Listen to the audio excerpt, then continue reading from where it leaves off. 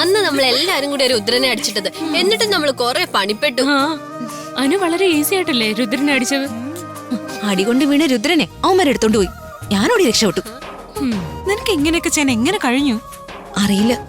ആ സമയത്തെ ഞാൻ പരിസരം മറന്നുപോയി. പിടിക്കപ്പെടാതെ രക്ഷപ്പെടുക എന്ന് മാത്രമായിരുന്നു ലക്ഷ്യം. ഇതുപോലെ തന്നെയായിരുന്നു അന്ന് എനിക്കും തോന്നിയത്.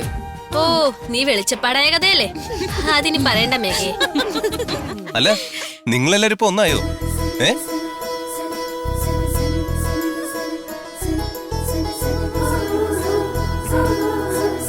വേഗം വാതിലടക്കേ.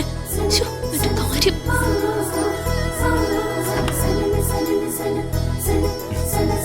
ആരവേ, എന്നെ അനുവിനെ റോഡിൽ നിർത്തിയിട്ട് നിങ്ങൾ വണ്ടി എടുത്തോണ്ട് പോയപ്പോഴേ ഈ പൊട്ടിച്ചിരിയും തമാശ ഇനി ഇവിടെ കാണില്ലെന്ന് ഞാൻ കരുതിയത്. എനിക്കിവിടെ താമസിക്കാൻ ഇടവും കിട്ടില്ലെന്ന് കരുതി. ഞങ്ങളെ കുറിച്ച് വിചാരിച്ചത് തെറ്റാന്ന് ഇപ്പൊ നിനക്ക് മനസ്സിലായില്ലേ? എന്താ കിരണേ, നിന്റെ പിണക്കം മാറിയില്ലേ?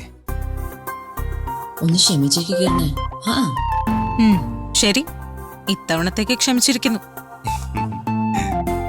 ആരവേ, ഇവൾ ഇങ്ങനെ ഒരു ബുദ്ധിമോശം പ്രവർത്തിച്ചപ്പോ നീ എന്തിനാ ഇവളുടെ കൂടെ പോകാൻ തയ്യാറായത്?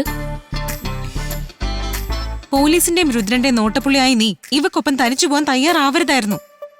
ഇനി അതെല്ലാം മറന്നേക്ക്. പുതിയൊരു വെല്ലുവിളി നമുക്ക് മുന്നിൽ ഉണ്ടായിരിക്കുമല്ലേ.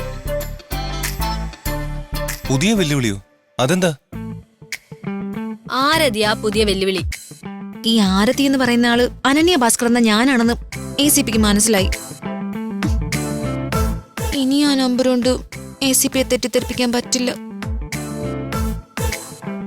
അതേടാ, റിയൽ ആരതിയെ ACPക്ക് മുന്നിൽ എത്തിച്ചേ പറ്റൂ. അല്ല, ആരതി അനുവാണെന്ന് അറിഞ്ഞിട്ടും ACP ഇത് ഗൗരവത്തെ എടുത്തില്ലേ?